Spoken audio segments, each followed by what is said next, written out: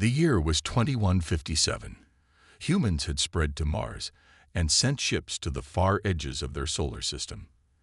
The United Earth Space Command vessel Pioneer moved slowly through the darkness near Neptune.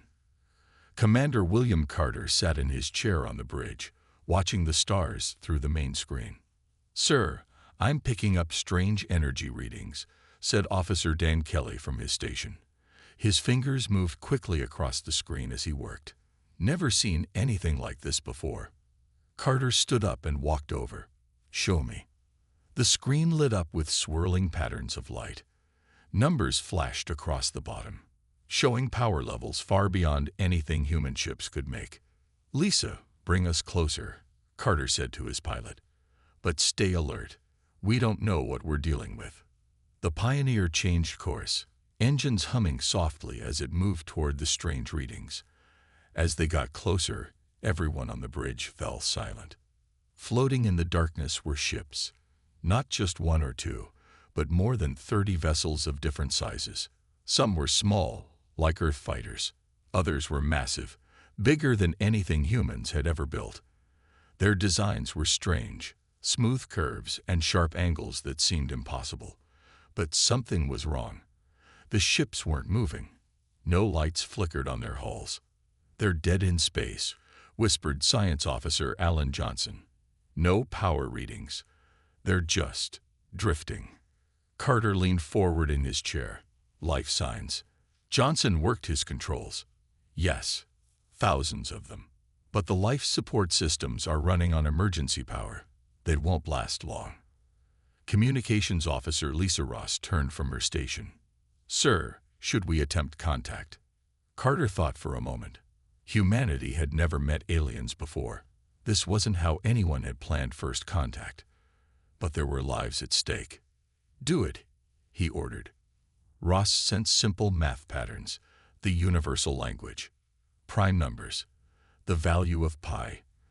Basic signals that any advanced species would recognize as intelligent communication. For 3 tense minutes, nothing happened. Then a light flickered on the largest ship. "We're getting a response," Ross said excitedly. Visual coming through. The main screen changed. Standing there was a tall, thin figure. Its skin was pale blue with patterns that seemed to shift like clouds. It had 4 arms and large eyes that reflected light like mirrors.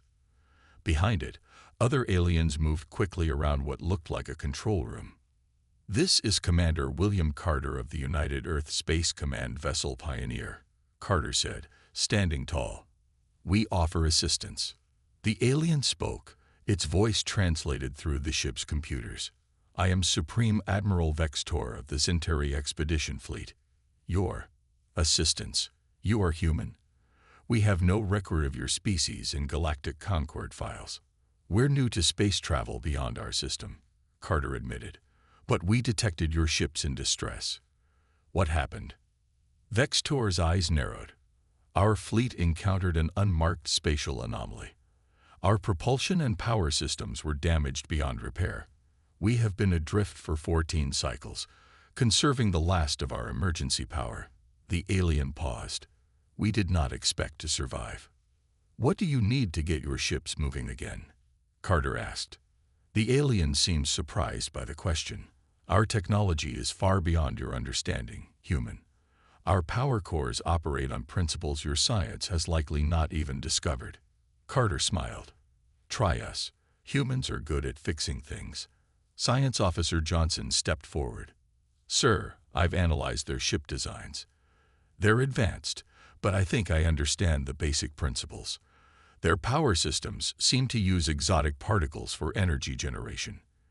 Vextor's 4 arms moved in what might have been surprise. "You can detect that with your sensors. Perhaps you are more advanced than you appear." "We'd like to send a team to your ship with your permission," Carter said, "to see if we can help."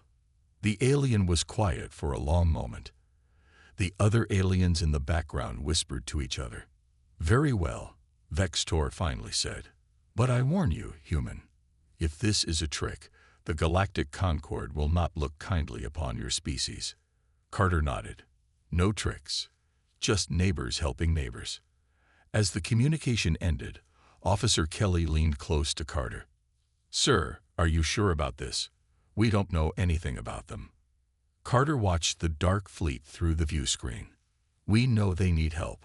That's enough for now." Within hours, the first human team prepared to board an alien ship, ready to attempt the impossible. News about the alien fleet spread quickly on Earth.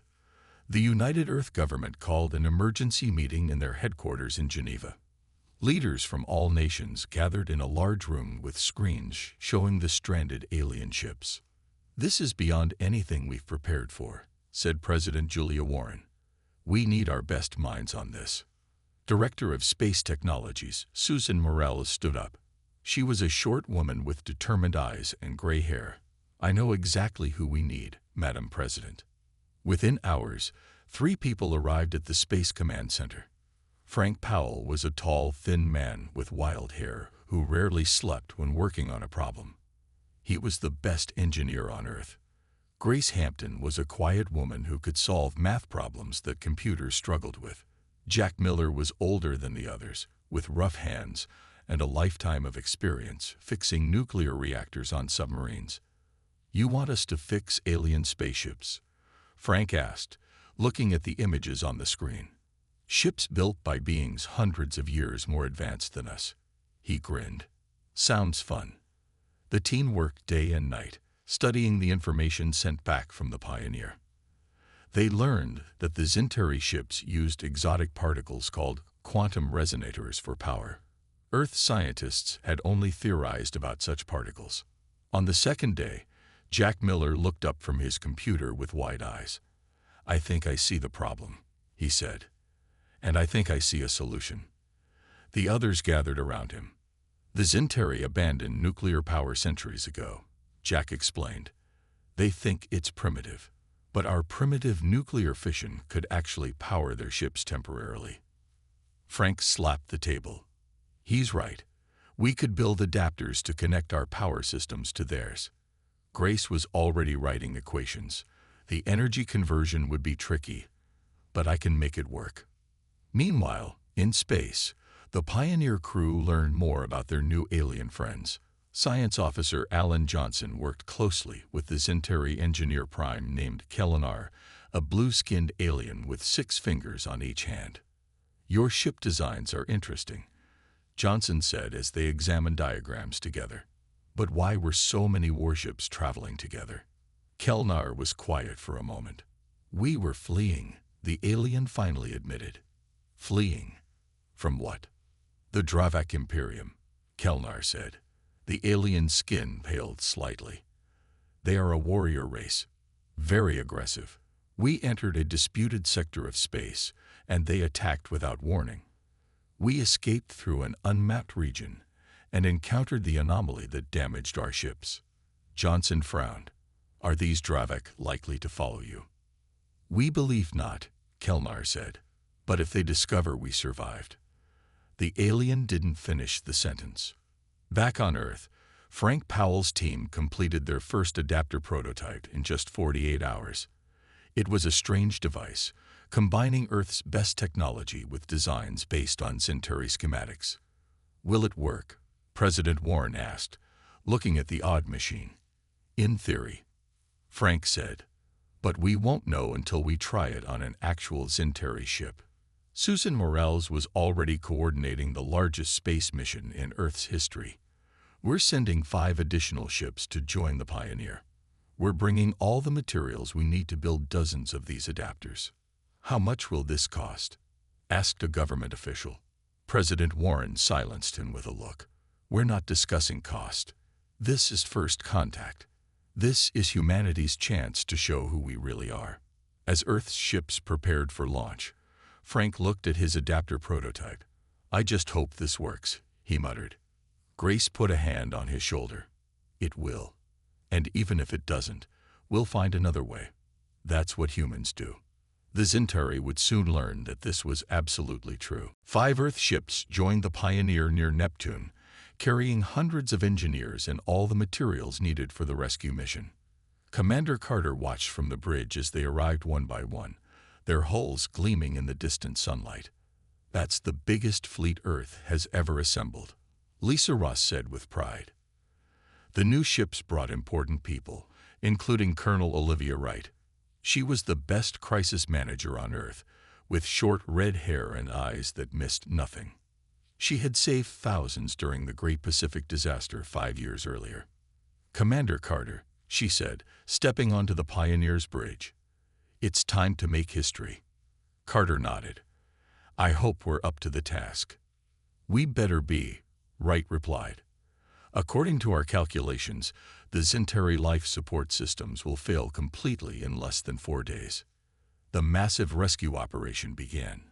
Human engineers in spacesuits moved between the Earth ships and the alien vessels, carrying equipment and the special adapters designed by Frank Powell's team. At first, the Zentari were reluctant to let humans touch their technology. Admiral Vex Tor watched with 4 arms crossed as the first humans boarded his flagship. "These systems have been perfected over centuries," he told Carter. "Your people could damage them further." "With respect, Admiral," Carter said, "your perfect systems aren't working. Let us try our way." A cultural advisor named Maria Garcia proved essential to the operation.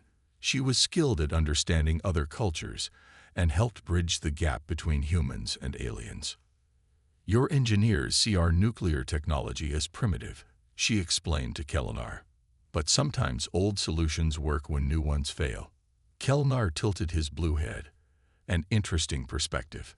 Perhaps there is wisdom in keeping knowledge of old ways." The work was incredibly difficult. Human engineers had to connect Earth's nuclear adapters to systems built with technology they barely understood. They worked in teams around the clock, racing against time as the aliens' life support systems grew weaker. Frank Powell directed the technical operations from the lead Earth ship. "The connections have to be perfect," he reminded everyone. "One mistake could cause a power surge that would destroy the adapter and possibly damage the alien ship further." On the 3rd day, they were ready to test the first adapter on a small Zentari scout ship. Everyone gathered to watch from safe distances. The Zentari crew was evacuated as a precaution. "Powering up in 3, 2, 1, Frank counted down. For a terrible moment, nothing happened. Then, slowly, lights began to flicker on the alien ship. Its systems hummed to life. A display in Zentari language lit up, showing power flowing through the vessel. Cheers erupted from both human and alien observers. Engineers hugged each other. Some Zentari made a strange whistling sound that humans later learned was their version of applause. Admiral Vex Tor watched in silence from his flagship. His large eyes blinked slowly as he processed what he was seeing. "Impossible," he whispered. Kelnar approached him. "Admiral, the humans have succeeded where our best engineers failed. They adapted their simple technology to ours in ways we never considered." "They should not have been able to do this," Vex Tor said. "Their civilization is young. They haven't even left their own star system." "Perhaps," Kelnar suggested, "that is precisely why they succeeded. They think differently." With the first success confirmed, the human teams moved faster, working on more ships at once. The Zentari engineers began to work alongside them, learning the human methods and sharing their knowledge of their own systems. By the end of the 4th day, 10 Zentari ships had power again. The largest vessels would be the most challenging, but now everyone believed it could be done. Commander Carter and Colonel Wright watched the activity from the Pioneer's observation deck. "We might actually pull this off," Carter said. Wright nodded. "One ship at a time." Neither of them knew that the biggest challenges were yet to come. The rescue operation was going well until it wasn't. As the human engineers began working on the 3 largest Zentari warships, alarms suddenly blared across the fleet. "We have a problem," Frank Powell said, his voice tense over the radio. "A big problem." The power adapters on the 3 largest ships were causing dangerous energy surges. Red warning lights flashed on control panels. The huge vessels shuddered as power fluctuated through their systems. "The reaction is spreading between ships," said Grace Hampton, looking at her screens with wide eyes. "If we don't stop it, We could lose all 3 vessels. That meant thousands of Zentari lives at risk. In the command center, Colonel Wright turned to Admiral Vextor. "Can you evacuate your people?" The blue-skinned alien shook his head. "Our evacuation systems need main power to function, and your human ships are too small to hold so many of our people." Commander Carter looked grim. "We need a solution fast." Frank Powell studied the readings, his mind racing. Then he saw it, the problem and maybe the solution. "It's the metals," he said. "Earth metals in our adapters are reacting with the Zentari conduits under radiation conditions. Can we fix it?" asked Colonel Wright. Frank nodded slowly. "Yes, but not from outside. Someone needs to go into the ships and manually rewire the critical junctions during operation." "That's suicide," said Jack Miller. "The radiation levels in there must be off the charts." "It's the only way," Frank insisted. "And I'll go myself." Carter tried to object, but Frank was already gathering equipment. To everyone's surprise, Kelnar stepped forward. "I will join you," the alien engineer said. "My knowledge of our systems, combined with your understanding of the adapters, gives us the best chance." "The radiation," Carter began, "will affect us both," Kelnar finished. "But we have radiation suits." The Zentari looked at the human protection gear and made a sound like quiet laughter. "Your suits are very basic, but perhaps they will be enough." Within minutes, a volunteer team formed, 3 humans and 2 Zentari. They wore the best radiation protection Earth had designed, which the Zentari considered primitive but agreed to use. The team entered the first failing warship. Inside, the corridors glowed with strange blue light. The ship groaned as power surged through its systems. "This way," Kelnar said, leading them to a central chamber where the adapter connected to the ship's main power. Frank saw the problem immediately. The adapter was working too well, sending more power than the damaged Zentari systems could handle. The connection points were melting. "We need to manually throttle the power and rewire the safety protocols," he said, opening his toolkit. For the next hour, the team worked in the dangerous radiation. Their suits began to show warning signs as radiation levels rose. They moved to the second ship, then the third, making the critical adjustments. In the final ship, as Frank connected the last wire, his radiation meter went into the red zone. Warning alarms blared in his helmet. His vision blurred, but he finished the connection. "It's done," he whispered, then collapsed to the floor. Kelnar didn't hesitate. Despite Zentari taboos against touching unknown species, the alien engineer lifted Frank's unconscious body and carried him toward the exit. "This human saved thousands of my people," Kelnar said when others looked shocked at the physical contact. "I honor his sacrifice." Back on Earth, amateur astronomers detected strange radiation patterns near Neptune. Videos appeared online showing unusual lights in the night sky. People began asking questions. The government realized they couldn't keep the alien encounter secret much longer. As Frank was rushed to medical treatment, power stabilized across all 3 warships. The impossible rescue was back on track, but at a high cost. And unknown to the humans and Zentari, their activities had now been noticed by others far across space. With 27 Zentari ships now having power, the rescue mission was close to success. Frank Powell was recovering in the Pioneer's medical bay, weak but alive. The doctors said he would survive, though he might never be completely well again. Commander Carter was checking progress reports when alarms suddenly blared across the fleet. He rushed to the bridge. "What's happening?" he demanded. Science Officer Johnson looked up from his station, his face pale. "Sir, we're detecting ships approaching at high speed." "Not ours." The main screen showed 6 large vessels moving toward them. Their design was completely different from the Zentari ships, all sharp angles and threatening shapes, like predators ready to strike. Admiral Vextor appeared on the communication screen, his 4 arms moving in agitation. "Dravak warships, they have found us." Carter felt cold fear in his stomach. How dangerous are they? Very, Vextor said. A single Dravak cruiser could destroy your entire human fleet, and they have sent 6. The largest Dravak ship opened a communication channel. On screen appeared a huge figure with red-black skin and bony ridges where a human would have hair. Its eyes were yellow with no pupils, and sharp teeth showed when it spoke. "I am War Prince Herek of the Dravak Imperium," it growled in a deep voice. "Zintari cowards, your escape is over. Surrender now." Then the Dravak noticed the human ships. "What is this? Who are these small vessels?" Commander Carter stepped forward. "I am Commander William Carter of Earth. The Zintari fleet is under our protection." The alien was silent for a moment, then made a sound like rocks grinding together. Laughter. "Earth? I know of no such world." Herek leaned closer to the screen. "Your ships are tiny. Your weapons are nothing to us. Move aside, or be destroyed with the Zintari." Colonel Wright joined Carter. "We will not move aside. We offer to discuss this situation peacefully." The Dravak leader seemed surprised by their refusal. Instead of attacking immediately, he studied them with his yellow eyes. "You interest me, little humans," he finally said.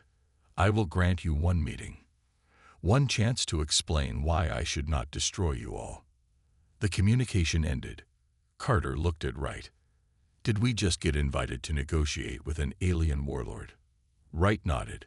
"Yes, and we need to make it count." They selected a small team: Carter, Wright, Communications Officer Ross, and Science Officer Johnson. Admiral Vextor insisted on joining them with 2 Zintari advisors. "You do not understand the Dravak," he warned. "They respect only strength." "Then we'll show them our kind of strength," Wright said. "The kind that doesn't need weapons." The meeting was set on a neutral Zintari vessel. When the humans entered the meeting room, they felt tiny next to the massive Dravak warriors. War Prince Herek sat in a large chair, looking down at them. "Explain why I should not crush you and the Zintari right now," he demanded. Wright stepped forward. "Because we understand things you don't." The Dravak leader laughed again. "You? Your species hasn't even left your own star system. What could you possibly understand?" "We understand your ships," Johnson said quietly. That stopped Herek's laughter. "While repairing the Zintari fleet, we study both Zintari and Dravak technology," Johnson continued. "We found interesting weaknesses in your shield systems." "Impossible," growled Herek. "You lie." Carter shook his head. "We don't lie, and we share our findings with the Zintari. Attack us, and soon the entire galactic concord will know how to defeat Dravak shields." It was a dangerous bluff. The humans had learned some things about Dravak technology from the Zintari, but nowhere near what they claimed. Herek's yellow eyes narrowed. "You are either very brave or very foolish." "We're human," Wright said simply, "and we protect those who need help." The meeting ended with tension thick in the air. As the humans returned to their ship, they knew the real battle was just beginning. Back on the Pioneer, Commander Carter called an emergency meeting. The situation was dire. The Dravak ships were positioned to attack, and most of the Zintari fleet still couldn't move fast enough to escape. "Our bluff won't hold for long," Carter said to his team. "Herek will soon realize we don't know as much as we claimed." Colonel Wright paced the room. "Then we need to know more. Fast." In the medical bay, Frank Powell was sitting up in bed when Johnson and Ross visited him. "I need your help," Johnson told him. "We need to understand Dravak technology better." Despite being weak, Frank's eyes lit up. "Bring me all the data you have, and get Grace Hampton in here too." For the next 6 hours, they worked frantically. Grace arrived with her computer, and together they analyzed everything the humans had learned about both Zintari and Dravak systems. "There's something here," Frank said, pointing at a pattern on the screen. "The Dravak shields operate on a rotating frequency." Grace nodded excitedly. "And if we could disrupt that rotation, we could make their shields fail," Frank finished. "At least temporarily." Meanwhile, War Prince Herrick sent a message. He demanded a final meeting before he would attack. Carter agreed, buying precious time. This time, the meeting happened on the Dravak command ship. Carter, Wright, and Ross were escorted through dark corridors by heavily armed warriors. The Dravak ship was hot and smelled like metal and strange spices. Herrick sat on a raised platform, surrounded by weapons. "My patience ends today, humans," he growled. "I have contacted my high command. They have never heard of your world or your species. You are nothing in galactic affairs." Colonel Wright stepped forward. "Nothing. Let me show you something." She activated a small device Frank had prepared. It projected an image of the Dravak ship's engine system, with details no outsider should know. "This is the propulsion system of your flagship," Wright said calmly. "Notice the connecting nodes here and here." She pointed to specific parts. "One disruption at this junction would disable your engines completely." Herrick's yellow eyes widened. "How did you?" "We told you," Carter said. "Humans see things differently. While fixing the Zentari ships, we learned how both technologies work. It wasn't completely true. They had some understanding, but nowhere near enough to do what they claimed. But the detailed image was real. Johnson and Grace had pieced it together from sensor readings and Centauri information." Herrick stood, towering over the humans. "You dare threaten me?" "Not a threat," Wright said. "An opportunity. Earth declares its space a neutral zone, including this area where the Zentari fleet currently sits. Attack us, and we will share everything we've learned with the entire galactic concord." Herrick growled, showing sharp teeth. "You are one tiny species. The Dravak Imperium spans hundreds of worlds. Yet here we are," Carter said quietly, "standing before you, unafraid." Back on the Pioneer, Frank and Grace were working on their real plan. If negotiations failed, they had configured the Zentari communication arrays to send a synchronized pulse that might temporarily disable Dravak targeting systems. "Will it work?" Grace asked. Frank shrugged. "Maybe. It's the best we can do." On the Dravak ship, Herrick paced in front of the humans. "I could kill you where you stand." "You could," Wright agreed. "But then you'd never know what else we've discovered about your technology. And you'd make an enemy of a species that can understand your weaknesses in days, not years." For the first time, uncertainty showed in the War Prince's eyes. He turned away, speaking quietly to his officers in their harsh language. The fate of both the Zentari fleet and the human ships now hung on this dangerous gamble. For 3 tense hours, War Prince Herrick spoke with his high command. The humans waited on the Pioneer, ready to activate their backup plan if the Dravak decided to attack. Finally, Herrick's image appeared on the main screen. His yellow eyes were narrow, but his voice was controlled. "Human Commander Carter," he said, "the Dravak Imperium has considered your position." He paused. "We will allow the Zentari fleet to leave. This time." Carter felt relief wash over him, but kept his face serious. "And the neutral zone?" Herrick made a growling sound. "We recognize your claim to this space. For now. But know this, humans, the Imperium will be watching your world closely." After the communication ended, cheers erupted on the bridge. They had done it. They had faced one of the most feared powers in the galaxy and won without firing a shot. Admiral Vextor requested to visit the Pioneer. When he arrived, he wore formal robes decorated with glowing symbols. "Commander Carter," he said, his voice solemn, "the Zentari people owe you a debt we cannot fully repay." In his forehands, he held a crystal that shimmered with inner light. "This is a stellar merit crystal, one of our highest honors. No non-Concord species has ever received one." He presented it to Carter. "Until today." Carter accepted it carefully. "Thank you, Admiral. We only did what anyone would do." Vextor made a sound like gentle wind. "No, Commander. What you did was extraordinary. Your species possesses something rare and valuable. You see possibilities where others see only problems." The Admiral continued. The Galactic Concord would benefit from such thinking. I am authorized to invite Earth to send representatives to the Concord Assembly. This was beyond anything the humans had hoped for.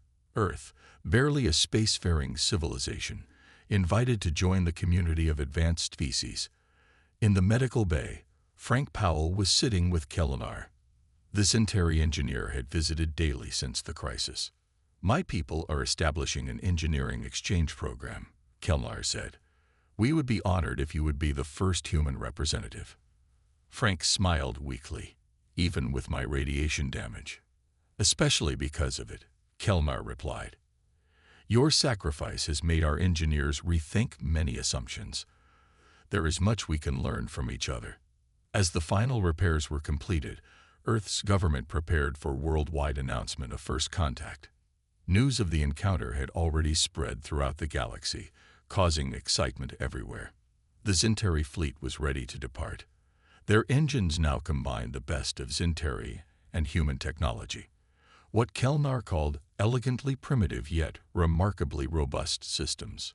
Before leaving, Admiral Vextor shared a final thought with Carter. "We arrived as desperate refugees and expected to find primitives. Instead, we found a people who may someday change the entire galaxy." His 4 eyes blinked slowly. "The stars will never be the same now that humans have joined us among them." 1 month later, Colonel Wright prepared to depart as Earth's first ambassador to the Galactic Concord. The Pioneer, now upgraded with Centauri navigation systems, would take her there with Carter in command.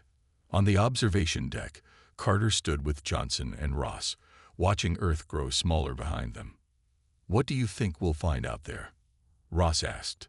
Carter smiled. "New friends, new challenges, and a galaxy that's just beginning to learn what humans can do." As the Pioneer accelerated toward the stars, he knew this was just the beginning. Humanity had found its place in a much larger universe, and nothing would ever be the same again.